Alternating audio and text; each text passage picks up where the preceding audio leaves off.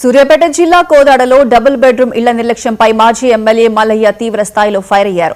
2018లో BRS శంకుస్థాపన చేసిన ఇళ్లకు ఇప్పటికీ కాంగ్రెస్ ప్రభుత్వం కనీస మౌలిక సదుపాయాలు కల్పించలేదని మండిపడ్డారు.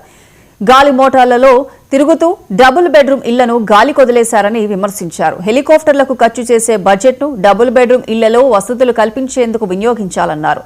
లబ్ధిదారులకు అవసరమైన సదుపాయాలు అందజేయకపోతే కలెక్టరేట్, ఎంపీడీఓ కార్యాలయాలను ముట్టడిస్తామని మాజీ ఎమ్మెల్యే మల్లయ్య హెచ్చరించారు. ఏం పాపం చేసిరు కోదాడోళ్ళు? 560 ఇండ్లు పూర్తి చేసిన తర్వాత కూడా శాంతినగర్లో ఎస్టిమేషన్లు ఎట్లా పెరిగినాయి? అవసరం లేని కాడ సింగిల్ రోడ్లు, డబుల్ రోడ్లు ఎట్లయితున్నాయి? కమిషన్ల కోసం ఉపయోగపడే పనుల మీద ఉన్న శ్రద్ధ ప్రజలకి, సామాన్యులకు ఉపయోగపడే పనుల మీద ఎందుకు ఉండట్లేదు అనేది ఈరోజు అధికారులు కూడా ఎందుకు మౌనం వహిస్తున్నారు? సామాన్యుల పట్ల మీ బాధ్యతను మీరు నిర్వహించాలి కదా.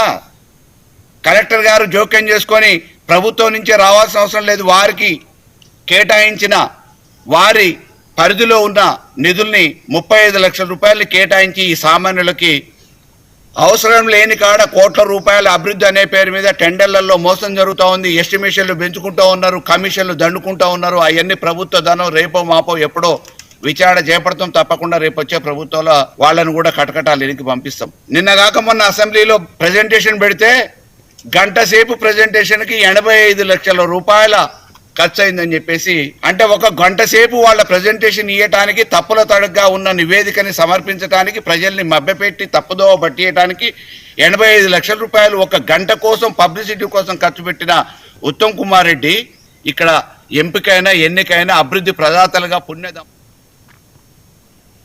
తిరుమల శ్రీవారిని హోంమంత్రి అనిత దర్శించుకున్నారు.